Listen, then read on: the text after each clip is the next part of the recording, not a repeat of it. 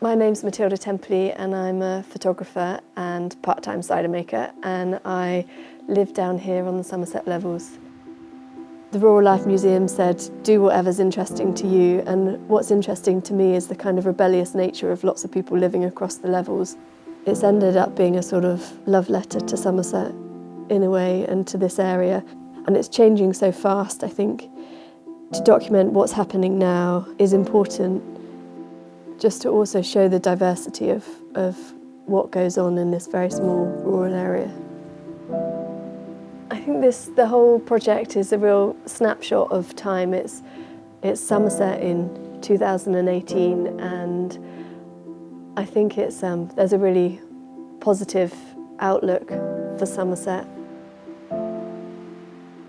My favourite spot in Somerset is there's no question about it at all.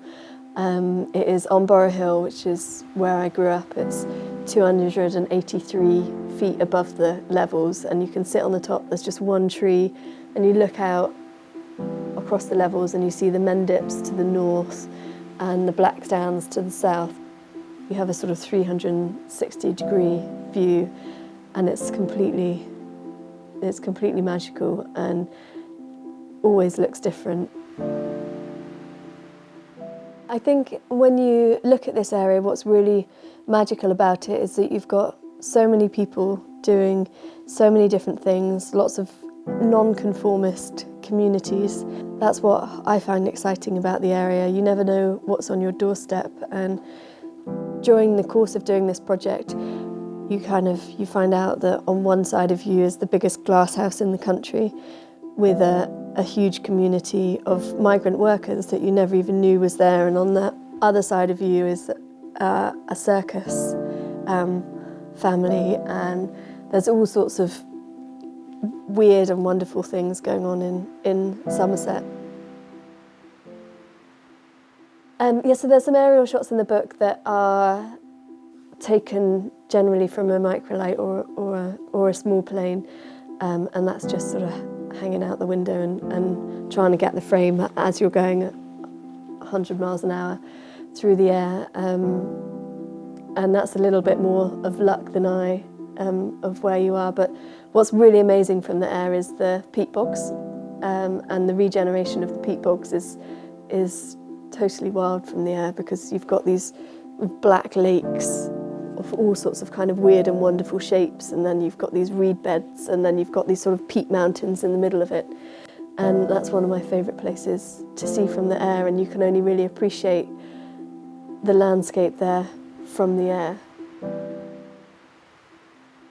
So when I started off doing the project, I started off doing quite formal portraits, and I came sort of somewhere in the middle of it and realised that they didn't really feel representative of the Somerset Levels at all, and everything needed to be more candid and looser and sort of reflect this kind of weird, rebellious nature that is spread across the Somerset Levels. So, in fact, I basically ditched all of those formal portraits and went for a much more relaxed approach.